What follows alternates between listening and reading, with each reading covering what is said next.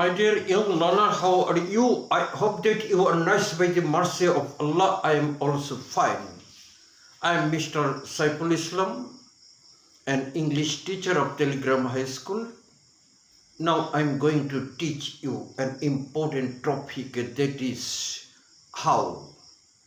How দ্বারা কিভাবে প্রশ্ন করতে হয় আজকে আমরা হাউ এর দারুণ নিয়ম আলোচনা করব, যাতে তুমি অতি সহজেই প্রশ্ন করতে পারো এবং তোমার স্পোকেন এবং তোমার ডেভেলপ করতে পারো, তোমার স্পিকিং পাওয়ারকে যাতে তুমি ডেভেলপ করতে পারো।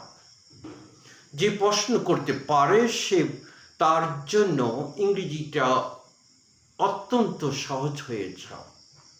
At first you know how to make a question.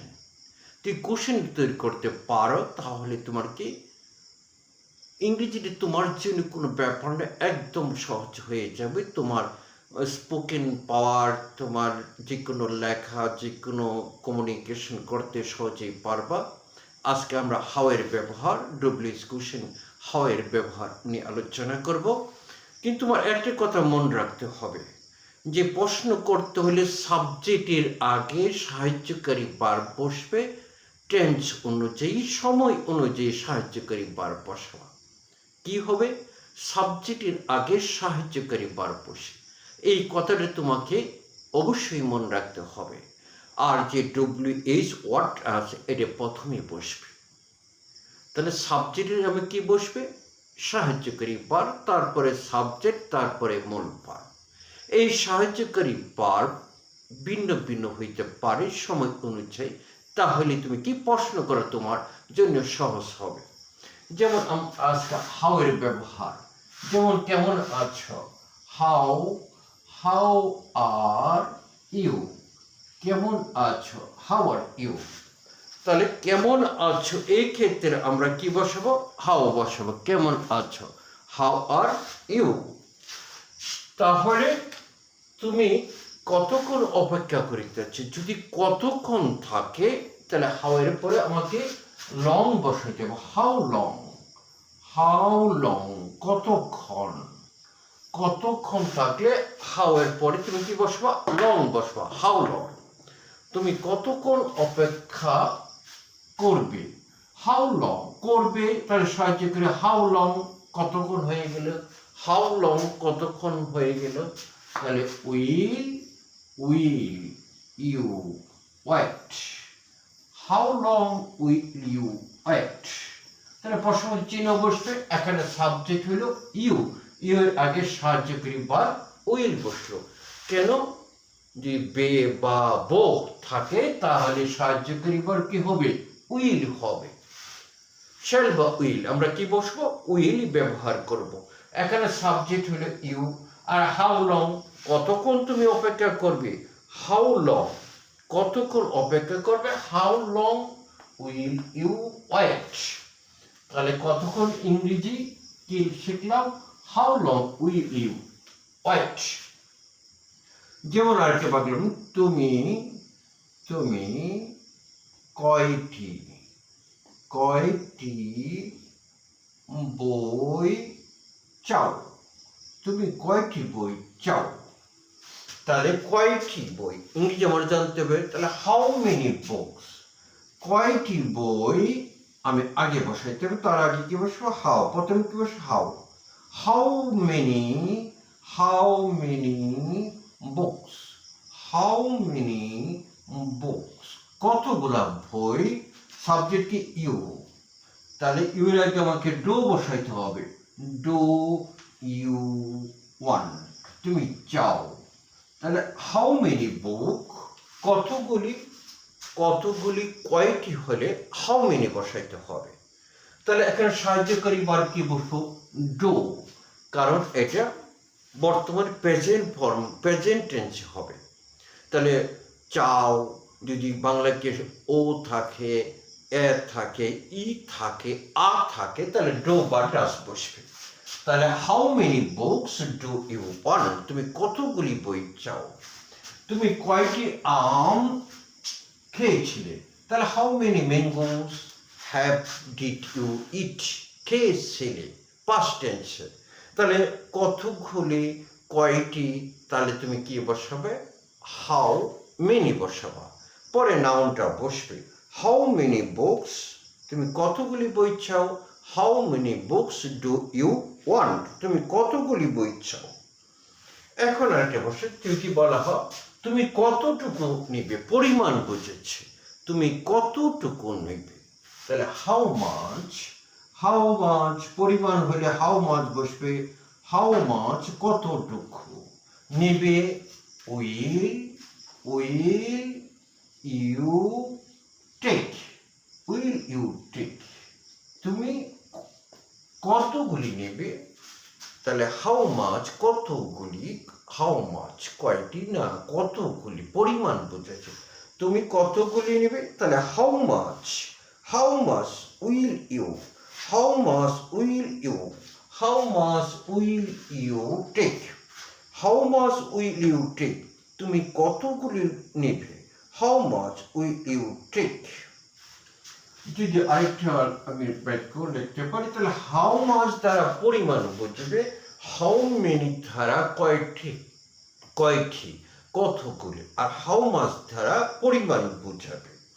যেমন আমি আরেকটা বলতে পারি যে কয়জন লোক এসেছিল, কয়জন লোক আসবে বা এসেছিল। যদি বলা হয় কয়জন লোক এসেছিল, তাহলে হাউ, এখানে কি বলছে?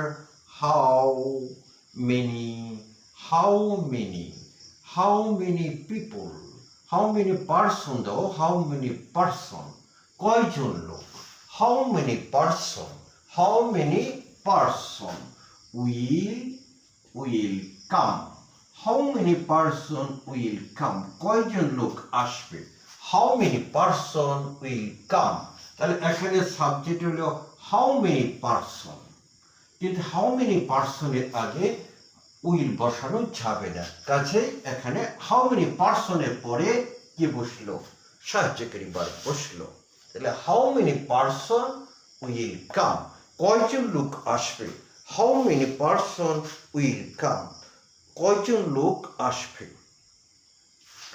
আবার যদি বলি তোমার কতক্ষণ লাগবে, তোমার কতক্ষণ লাগবে, তাহলে এটা কি বলো? তোমার কতক্ষণ লাগবে। কতক্ষণ ইংরেজি কি? How long, how long, how long, অথবা how much time, how much time, আমি এইটাও দিতে পারি হাউ মাচ টাইম, তোমার কতক্ষণ লাগবে। আমি হাউ লংও দিতে পারি, হাউ মাচ টাইম তোমার লাগবে। এটা ভবিষ্যতে উইল ইউ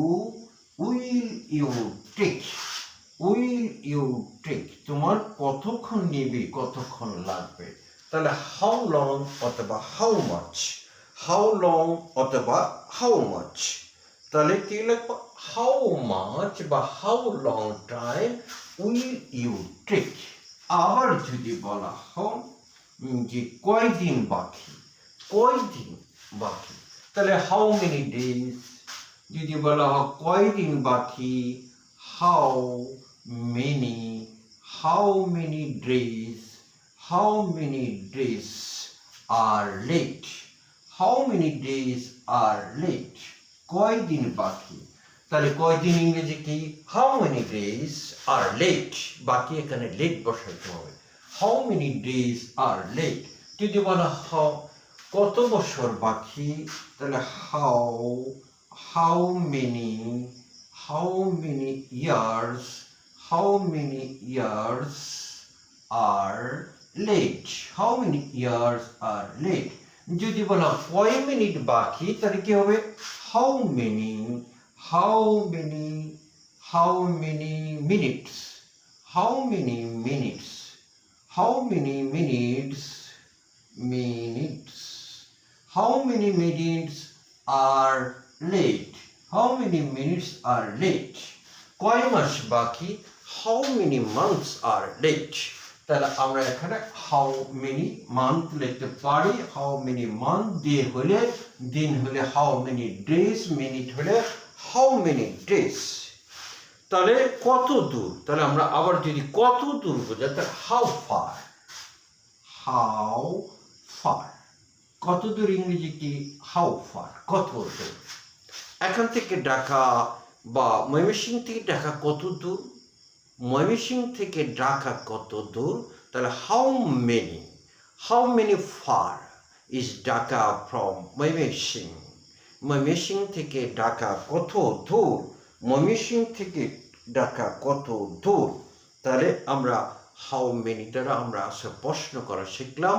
তাহলে যদি পরিমাণ বোঝা হাউ মাছ বসাবা এবং তারপরে সাহায্যকারী ভার্ব বসাবা এবং সংখ্যা হলে হাউ মেনি। আবার যদি দূরত্ব বোঝা তাহলে হাউ ফার কি বসাবো? How far. কতক্ষণ? আমরা হাউ লংও বসাইতে পারি, হাউ মাছও বসাইতে পারি। যেমন কতজন লোক আসবে, কতজন মহিলা আসবে, তাহলে how many women will come. How many women will come. তোমার জন্য কয় মাস, যদি বলো কয় মাস লাগবে, তোমার কয় মাস লাগবে, হাউ মেনি, কয় মাস লাগবে তোমার, তাহলে how many months, how many months, how many months তোমার লাগবে, উইল ইউ